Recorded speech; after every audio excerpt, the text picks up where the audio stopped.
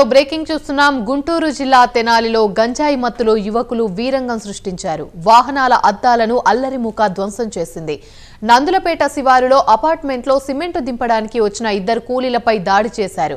ప్రశ్నించిన వారిని అపార్ట్మెంట్ వాసులపై దాడికి దిగారు.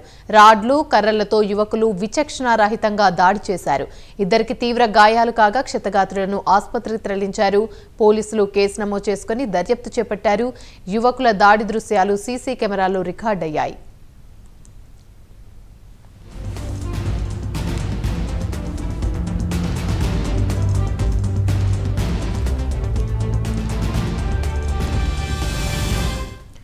రైట్, ఇక ఇదే అంశానికి సంబంధించి మరిన్ని వివరాలు మా ప్రతినిధి రవికృష్ణ మరిన్ని అప్డేట్స్ అందిస్తారు.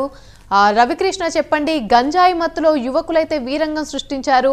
వీరు చేసిందంతా కూడా సీసీ కెమెరాలో క్లియర్ గా రికార్డ్ అయింది. దీనికి సంబంధించి అసలు పూర్తి అప్డేట్స్ ఏంటి? వారిని అదుపులోకి తీసుకున్నారా పోలీసులు?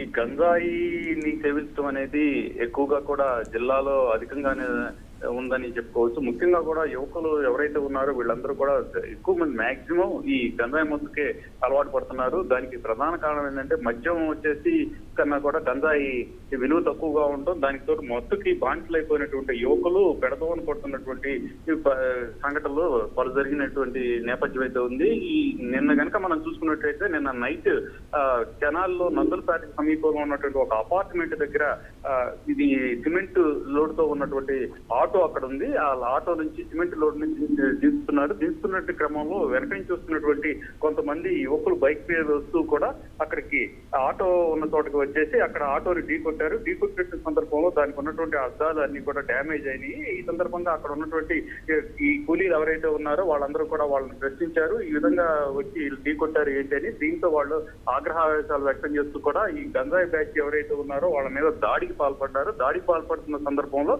కొంతమంది అపార్ట్మెంట్ వాసులు కూడా వాళ్ళు వారించే ప్రయత్నం చేశారు. వారించే ప్రయత్నం చేసిన సందర్భంలో ఈ గంజాయి మత్తులో ఉన్నటువంటి యువకులు మరికొందరికి ఫోన్ చేయడంతో మరికొంతమంది మొత్తంగా కూడా ఒక 10 మంది అక్కడికి చేరుకున్నారు. చేరుకొని విచక్షణ రహితంగా కూడా అక్కడ ఉన్నటువంటి అపార్ట్మెంట్ వాసుల్లో అదేవిధంగా కూడా ఆ కూలీలు ఎవరైతే ఉన్నారో సిమెంట్ దించడానికి వచ్చినటువంటి కూలీలు వాళ్ళ మీద కూడా దాడి చేశారు. దాడి చేసి అక్కడి నుంచి కూడా వెళ్లిపోయారు. ఎంత వారించినప్పటికీ కూడా వాళ్ళు దాడికి తగినటువంటి దృశ్యాలు అయితే సీసీ కెమెరాల్లో మనకి నమోదైనటువంటి పరిస్థితి అయితే కనపడుతూ ఉంది. ఈ నేపథ్యంలోనే పోలీస్ స్టేషన్ లో కేసు నమోదు చేయడం జరిగింది. పోలీసులు అయితే వాళ్ళ కోసం సీసీ కెమెరాలని ఈ ఆధారంగా కూడా నిందితులు ఎవరైనా దాని మీద కూడా వాళ్ళు ఇప్పుడు వాళ్ళు చూస్తున్న పరిస్థితి అయితే ఉంది.